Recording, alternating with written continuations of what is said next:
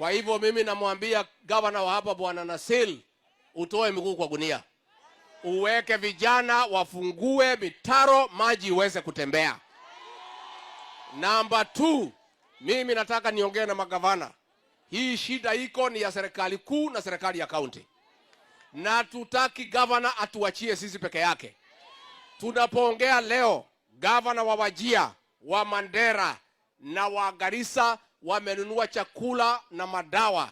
Nimetoa mandege, watu wanapelekewa chakula kila pahali. Sisi katika serikali kuu tutajaribu kununua chakula, lakini tunataka pia county government of Mombasa, gavana wewe pia utoe pesa ununue chakula hawa wananchi wapewe. Tumekubaliana? Tumekubaliana? Na hatutaki gavana yeyote kulaumu serikali kuu, ati serikali kuu haitoi chakula. Hata wewe gavana uko na pesa. Kama watu wanakufa, hiyo pesa unaweka kwa benki ifanye kazi gani?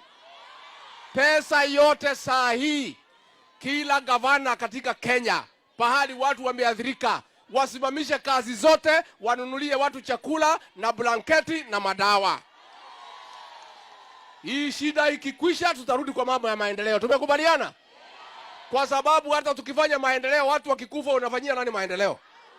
Kuna mtu unafanyia maendeleo? Usimamishe hiyo kazi yote, gavana wewe Bwana Nasil. Na mimi nakuambia wewe, hapa Mombasa ndio tuko na shida. Ndio county government peke yake haijatoa chakula kwa wananchi. Na usitegemee sisi tutoke Nairobi. Kwanza wewe utoe pesa ununue chakula, tukuongeza zingine. Na mimi mnajua ni mtu ya kusema ukweli. Na hii maneno mimi nataka niwapongeze gavana wa Wajia na Garissa na Mandera. Wametoa zaidi ya shilingi milioni 50 ya kulisha wananchi katika kaunti hizo. Na tunataka pia hapa na Tana River, gavana wa Mombasa, gavana wa Tana River, pesa muko nayo kwa bank, tumepea nyinyi pesa kutoka National Treasury, muachilie pesa wananchi wapate chakula, wapate madawa, wapate blanketi. Tumekubaliana? Tumekubaliana? Sisi katika serikali kuu tunaangalia Kenya yote. Kwa hivyo hatuwezi pata ya kutosha. Sisi tutajaribu ile kidogo tunamletea.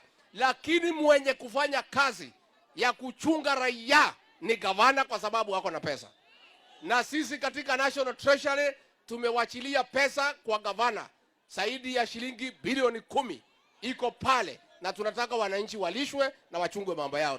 Kwa hivyo mimi namwambia gavana wa hapa Bwana Nasil,